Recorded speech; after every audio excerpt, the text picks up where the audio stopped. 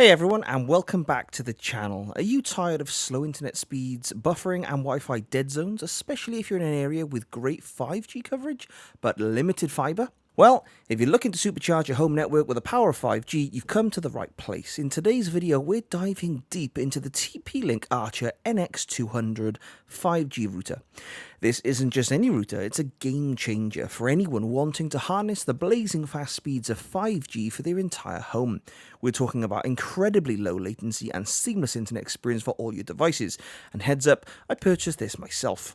We'll be unboxing it, walking through the super easy setup, putting its performance to the test with some real-world scenarios and highlighting all the key features that make this router a must-have. So if you're ready to say goodbye to internet frustration and hello to the future of home connectivity, stick around. You won't want to miss this.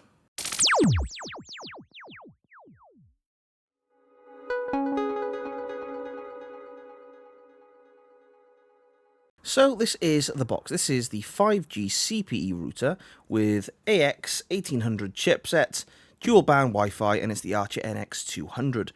It's got a lot of compatibility. This is the European model and it's revision 2.0. As you can see, a lot of the different bands that we're going to be requiring here for 4G and 5G signal. It's a CPE router as well.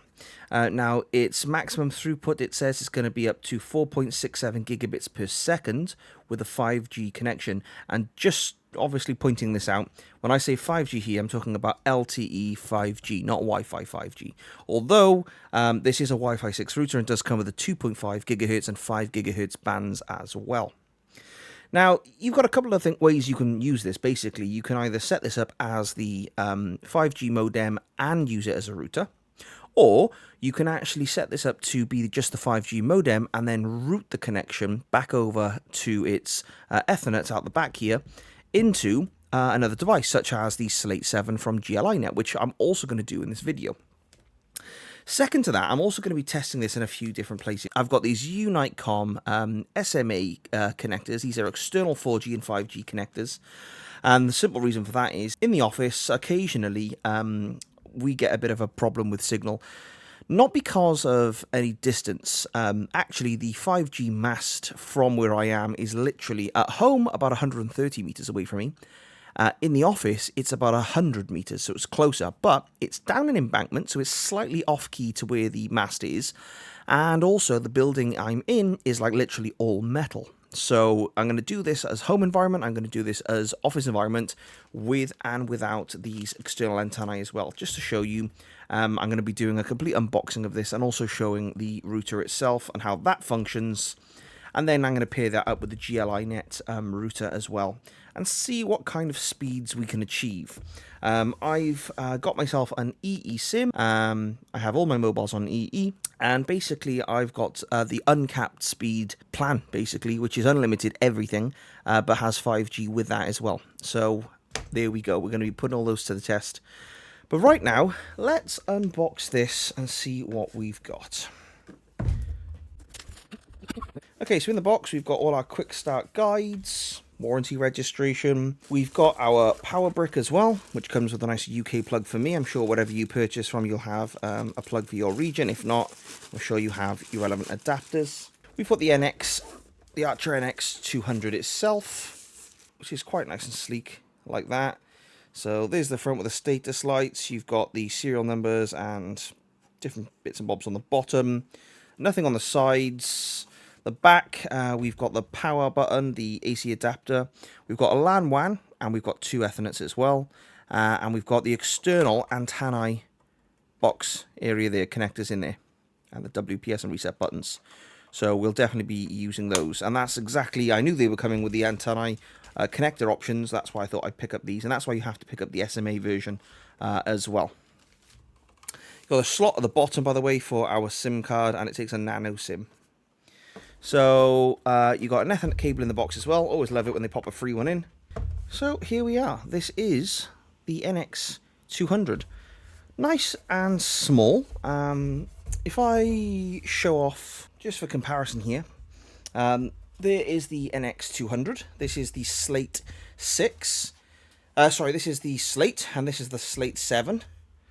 So obviously the NX200 is quite large.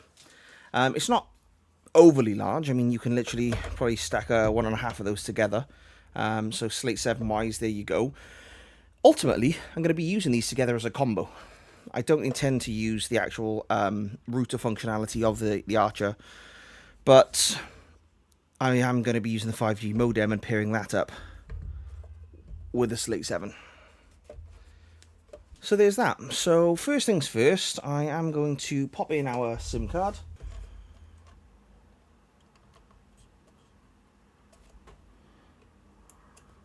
I'm going to hook that up in there. So let's move over to the interface and we'll see this thing booting up in action. Okay, so we're going to head over to the Wi-Fi area. We're going to select our TP-Link. We're going to enter the password from the bottom of the TP-Link router, which has connected us in.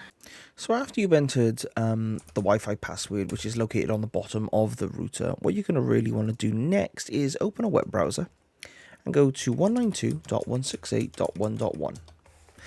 This is essentially the router bare bones. It is factory reset. It is straight out of the package. And this is where we set things up. So what you want to do here is basically set yourself a password. It can be anything you want. Just make sure it's nice and secure. Save that and then re-enter it. Then we basically go through the setup. If your SIM card hasn't populated here, just click back and then next again. And if it kicks us off, just jump back in and just go back to quick setup. If it does kick you off, just go back into that. First time that's happened to me during this testing stage, but there you go. That's how you get back into it anyway. Just reconnect on the Wi-Fi and set yourself back up. Oh, I'll tell you what I could do. I could unplug myself from my Ethernet while I'm doing this, as I'm on multiple different networks here. Okay. Let's start again and forget this network.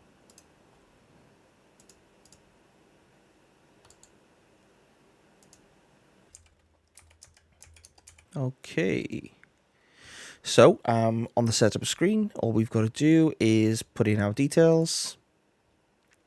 Now, if your mobile details have not automatically populated here, and sometimes that does happen, just literally hit the back button, and then hit the next button again, and then they will populate in here for you. We're going to hit next. You have an opportunity at this point to change the Wi-Fi password, but I'm going to keep that the same for now.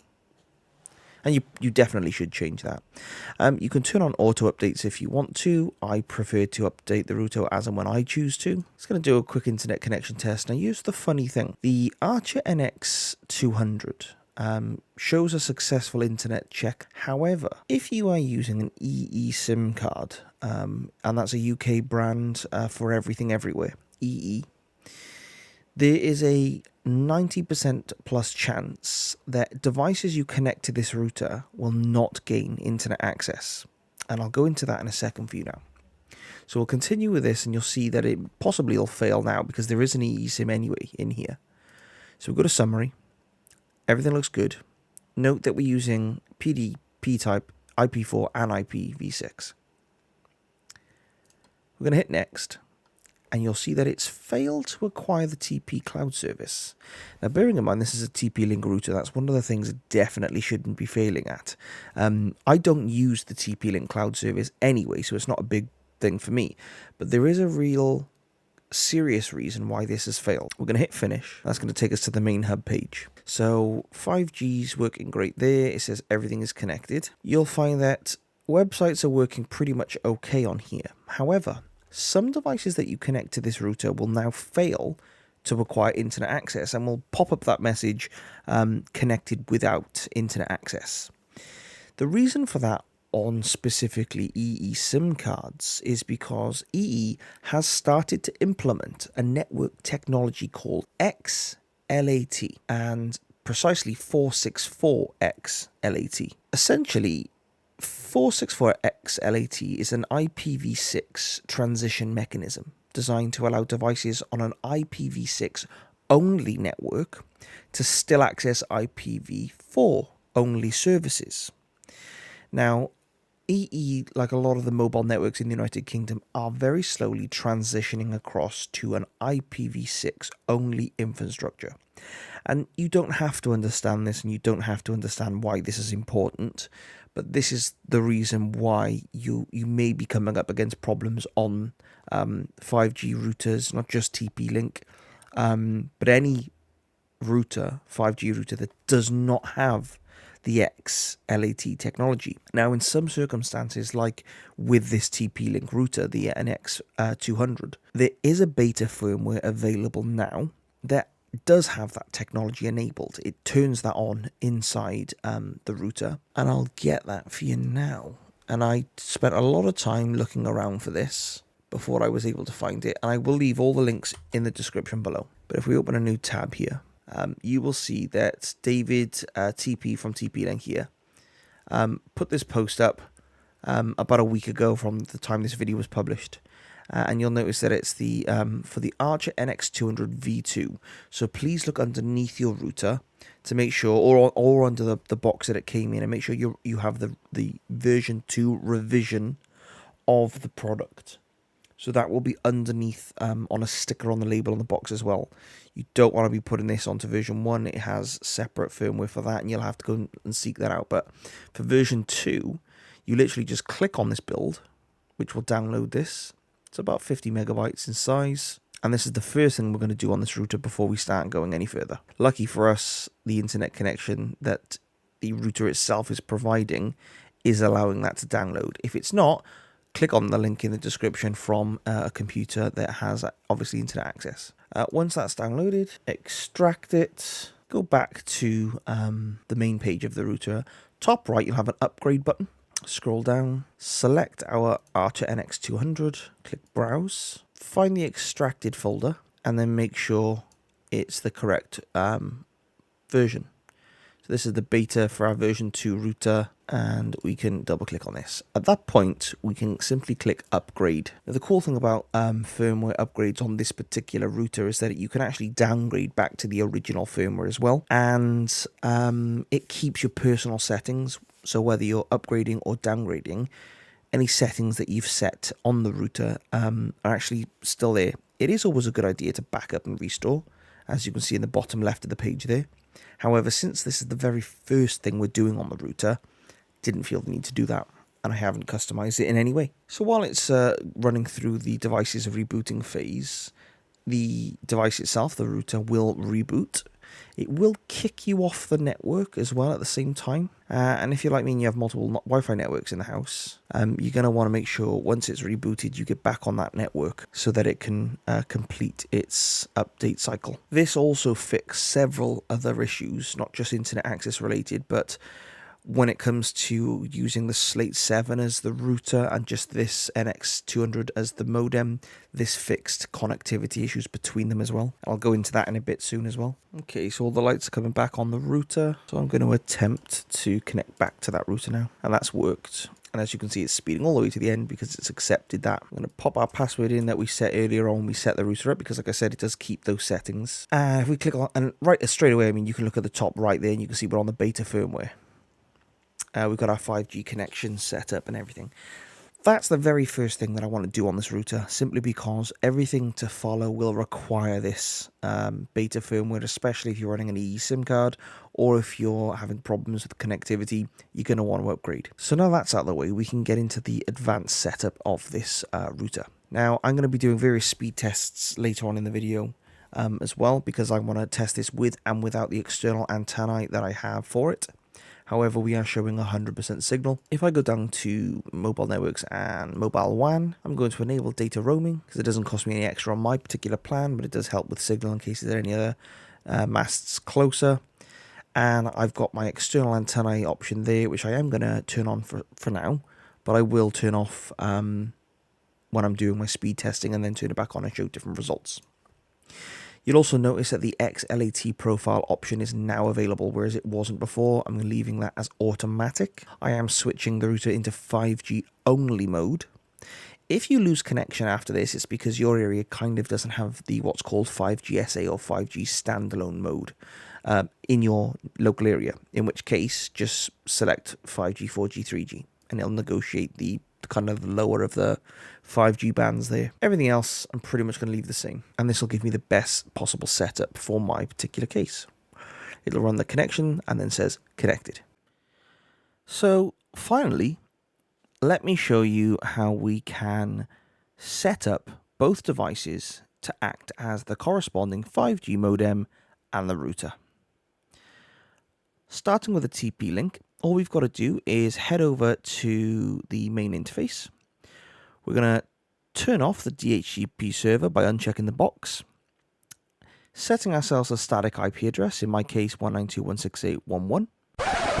Whoa there, tech wizards. Before you dive into setting a static IP on your TP-Link NX200 router, that's the 5G modem, listen up. This might sound like a good idea now, but it caused me a massive headache later. When I set up my WireGuard client on the Slate 7 router, the 192.168.1.1 IP caused a conflict and my WireGuard VPN was failing. Even though my Slate 7 subnet was 192.168.9.1, and the WireGuard subnet was 10.226.1, my WireGuard server back home on my firewall of gold had a base network IP of 192.168.1.1. See the problem? I was going in circles, only looking at the Slate 7 subnets, but not the root cause at the static IP on the 5G modem. Changing it to 10.170.1.1 worked like a charm, but also remember to update your Slate 7 static IP and the DMZ later. Keep all this in mind, it'll save you a lot of trouble down the road, and I'll leave some helpful hints as we progress through the video. Clicking save, making sure the subnet mask also remains the same. The next thing we're going to want to do is head over to our wireless settings. Now, this part's important. If you're setting up the TP-Link over Wi-Fi, then this step should be left last. If you're connected to the TP-Link via Ethernet while setting this up, you can just do this step now, which is turn off the wireless radio by unchecking the box. Simple as that. Once you've done that, you can click save. Again, only do this if you're connected via Ethernet, because if you're setting this up over Wi-Fi and you're connected directly to the TP-Link, it'll cut you off. And then you'll have to reconnect via Ethernet or reset the device. So last if on Wi-Fi. I can't stress enough. Just click save when you're ready.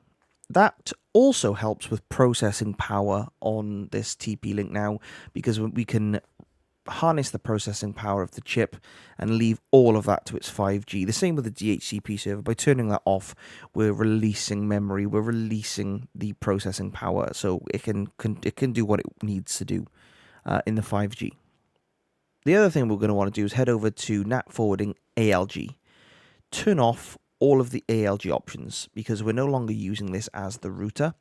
This will all be controlled by the Slate 7, so turn this all off. We don't need any of this.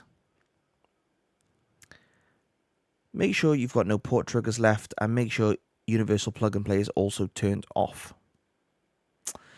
Now, the TP-Link, the Archer NX200, doesn't have a bridge mode. It doesn't have a router mode, a pass-through mode.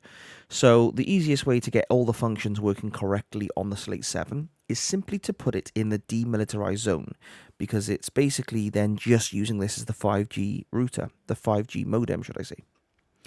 Now, I've decided that the IP address I'm going to have my Slate 7 connect to, which is different from the IP address we do connect to the Slate 7 directly on, is this 192.168.1.2. So if you're following along, just enter this into the IP address field here and click save. Make sure you've got the checkbox enabled there as well. And again, make sure we're running the beta firmware, because certain connections will fail on the older firmware. And then we're pretty much done. We can leave on these firewalls here, because the Slate 7 being in the demilitarized zone, are not going to have to worry about things like that. If you really want to lock this down, you can activate the whitelist here and just have the MAC address for the Slate 7 being the only physical device that can plug into this. Just make sure that on your Slate 7 you don't have it set to random MAC addresses and it keeps the same one, because the Slate 7 does have the ability to do that. So yeah, if you really want to go through access control, go for that. For the demonstration purposes, I'm not going to mess with that right now, but feel free in the future. After that, the last thing you want to just double check is the time zone, because occasionally on the firmware, especially the old firmware, this didn't set correctly during the initial setup. So make sure, for example, as you can see right now, it's 10 to 1 in the morning here on the 1st of June in the United Kingdom while I'm filming this. Yet this thing thinks we're still on the 31st of May. So if we hit get from PC and then save, it's set that correctly. It's always important to get the right time on our network devices because it can have adverse effects later on down the line. Once you're happy with that, you can come away from this. Again, if you are setting things up over Wi-Fi, leave the radios on just for 2 seconds. Jump on over to your Slate 7. Now, although on my Slate 7 I've got everything already working and set up, don't worry about that. What I want you to do is the following. So at this point, I want you to plug in the Ethernet cable, plug it into the Archer NX200 TP-Link router in any of the LAN ports, not the WAN, just the LAN. So usually the top 2, unless you've modified it in any way. And then take that Ethernet cable and plug it into the WAN of your Slate 7. So LAN from the NX200, WAN on the Slate 7. You will then see it attempting to connect in here. Hit modify, select static, not DHCP, because we've turned that off now, and we're not using PPOE either. So select static. The IP address I want you to set is the one we put in the DMZ field on the NX200, 192.168.1.2. We're using the same net mask as the NX200. The gateway is that of the NX200. And for now, the DNS server we're going to leave as the gateway as well. So everything points towards the NX200 internet access. Once you've done that, click apply. After a few seconds, you should see a screen like this. It should basically be indicating to you that everything is connected. There are no error messages up here. If there are, you will need to deal with those. We are running the latest firmware on the Slate 7, by the way. And then at that point in time, if you've done that correctly, you can then set up your wireless interfaces. Now, I have turned off the 5 GHz and 2.4 GHz on the Slate 7 in favor of the multi-link operation, which combines both of those bands. I find it faster. Not all devices are compatible with this, so you may want to leave one of these networks on, especially for IoT devices. But as your travel router, if all your devices work fine with this, chuck it over to the multi-link operation. Once you're happy with that and you are connected to the Slate 7 via Wi-Fi on your devices and internet access is working, you have now finished the setup process.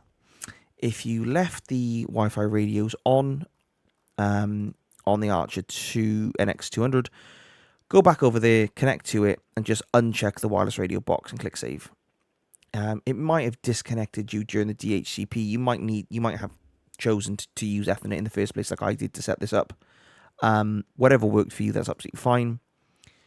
But at this point in time, you can now just rely on your Slate 7 for all its configuration, all its applications, its VPN. You basically don't need to go back into the Archer NX200 now for pretty much anything. Because we've put the Slate 7 in the DMZ, the demilitarized zone, on the NX200, it basically has all internet access, all ports, all services forwarded directly to our Slate 7, almost as if we put the SIM card in the Slate 7 directly. That's how network-wise things are working here. It's just forwarding internet traffic at this point. So the only time you'll probably need to go back into the NX200 is on the network side of things and the mobile WAN, if you're going to be using the external antennae like I am, or not. So essentially, I'm going to run a series of speed tests now to see what speeds I'm picking up. And you can see here the various speed tests I did at office and home with and without the external antennae through the NX200 linked in with the Slate 7. At home, I had way better speeds, despite being 30 meters further away from the mast. No idea how that works, but there we go. Thanks very much for watching, and as always, I'll catch you in the next one.